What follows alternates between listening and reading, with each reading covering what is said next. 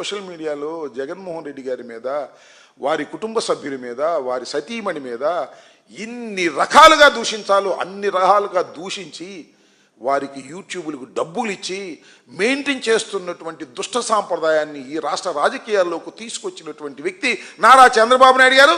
దాన్ని పెంచి పోషిస్తున్నటువంటి వ్యక్తి నారా లోకేష్ గారు. నిజమైన వారసుడు. మీడియాని నమ్ముకొని బతికేటటువంటి వ్యక్తులే తప్ప ప్రజల్ని నమ్ముకుని బతికేటటువంటి వ్యక్తులు కాదు. ఎదుటి వారి మీద దుష్ప్రచారాన్ని చేయడం ద్వారా తమ యొక్క గొప్పతనాన్ని ప్రదర్శించుకోవాలనేటువంటి దుర్బుద్ధితో ఇవాళ ప్రయత్నం చేస్తున్నటువంటి వ్యక్తులు నారా చంద్రబాబు నాయుడు గారు, ఆయన కుమారుడు మన లోకేష్ గారు అని సందర్భంగా చెబుతూ, పైగా ఇంకొక విషయాన్ని కూడా ఇక్కడ నేను మీకు ప్రస్తావన చేయాలి. ఇక మూడు ఆయన చెప్పాక ఇందాక ఇద్దరు అయిపోయారు.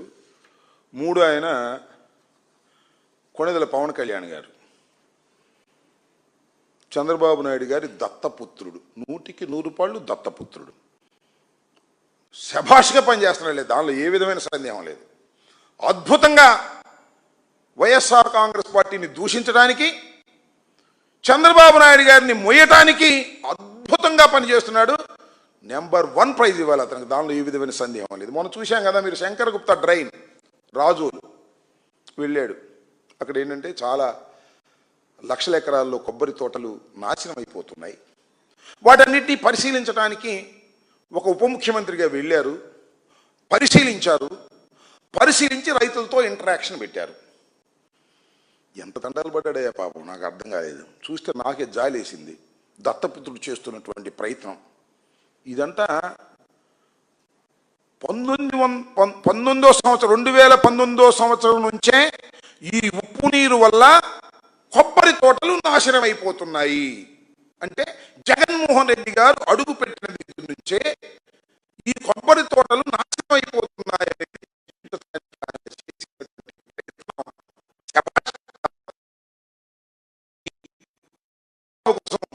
బ్రహ్మాండమైన గడ్డి కలుస్తున్నామయ్యా, ఒక్కసారి అది వినిపిస్తాను, మీరందరూ చూడాలని కూడా మనవి చేస్తున్నా. ఆయన చేసిన ప్రయత్నం సహజసిద్ధంగా అనేది ఇప్పుడు మీకు ఇన్ని సంవత్సరాలు ఉంది, 19 నుంచి ఎందుకు వచ్చింది? కేవలం ఓఎన్జీసీ గేలు వాళ్ళు సార్, గేలు రెండు కలిపండి. చెప్పండి. ఓఎన్జీసీ వల్లే పోయింది సార్. ఎందుకని? వాళ్ళ యొక్క కార్యకలాపాలను మాకు కనిపించకుండా ఒక అడుగున్నారు, భూమి కించిపోయింది సార్. దీని మీద ఎవరికైనా అవగాహన ఉందా? నమస్తే అండి, నా పేరు డాక్టర్ నాగరాజ్ యాదవ్. రీసెర్చ్ చేశాను, పిహెచ్డి సంపాదించానండి.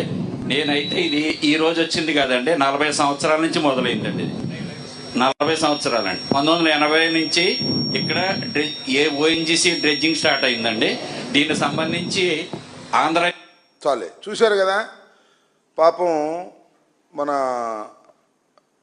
పవన్ కళ్యాణ్ గారు 19వ సంవత్సరం నుంచి ఎందుకు వచ్చింది అని ఒక లీడింగ్ ప్రశ్న అంటారు, తెలియకుండానే వేశాడు. లీడింగ్ ప్రశ్న అంటే కోర్టులు వేస్తారు. ఏమన్నా నీ పేరు రాంబాబు కదా అంటే రాంబాబు అంటారు. నువ్వు దొంగతనం చేయలేదు కదా అంటే దొంగతనం చేయలేదు అంటారు. 2019 నుంచే కదా జరుగుతుందంటే అవునండి అంటాడు. సాక్షి మన సొంత సాక్షి అయితే ఇది ప్రవేశపెట్టిన సాక్షి కాదు, ఒరిజినల్ మ్యాన్. అందువల్ల ఏం చెప్పాడంటే 40 సంవత్సరాల నుంచి ఈ ప్రాబ్లం ఉందండి అన్న. అంటే తెలుగుదేశం ప్రభుత్వం అధికారంలో ఉన్నప్పుడు కూడా ఈ సమస్య ఉన్నది అని చెప్పాడు ఆయన. ఎందుకంటే రైతు కదా, బాధపడుతున్నటువంటి రైతు. అతని నువ్వు 19 నుంచి ఉందని చెప్పించడానికి పడిసిన గడ్డి ఎంత ధర్మం అండి పవన్ కళ్యాణ్ గారు. నేను వీరుణ్ణి, సూర్యుణ్ణి, నిజాయితీగా ఉండేవాడిని అని చెప్పేవాడివి. ఎందుకు చంద్రబాబు నాయుడు గారి గురించి అంత గడ్డి గడిసే కార్యక్రమం చేశావో నాకు అర్థం కాలేదు. ఇప్పటికైనా పవన్ కళ్యాణ్ గారు వాస్తవాలు తెలుసుకొని మాట్లాడండి అని ఈ సందర్భంగా చెప్తున్నా. దాంతోపాటు ఇంకోటండి, ఈ జనసేన పార్టీ ఎందుకు ఏర్పడిందండి? ప్రశ్నించడం కోసం ఏర్పడింది. అవునా?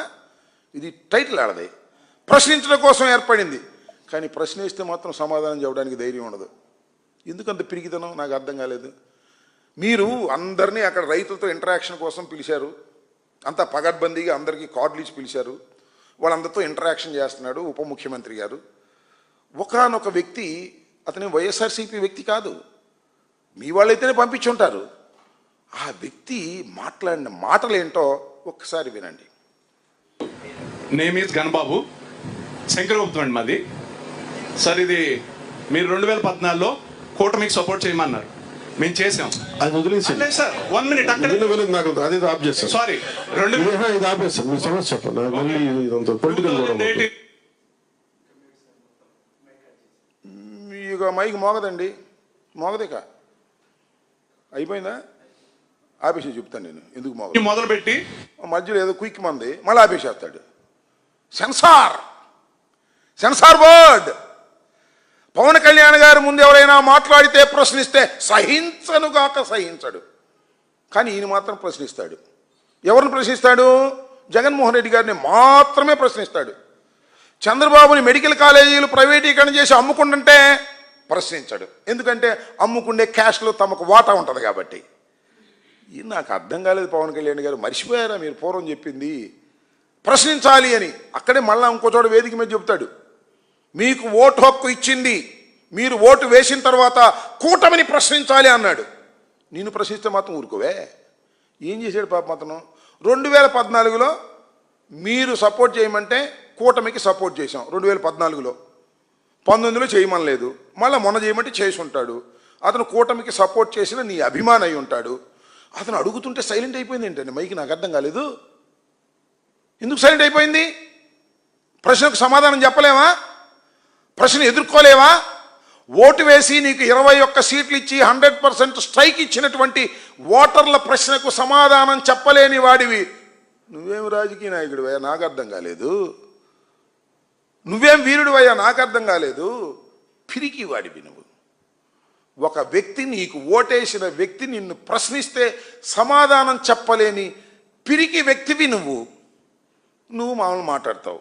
ఏమంటా 2029లో మీరు అధికారంలోకి వస్తారనుకున్నారేమో, కలలు కనమాకండి, శాసిస్తున్నాడు. 2019లో కూడా చెప్పాడు, గుర్తుందిగా మీకు? జగన్మోహన్ రెడ్డి అధికారంలోకి రాడు, ఇది నా శాసనం అన్నాడు.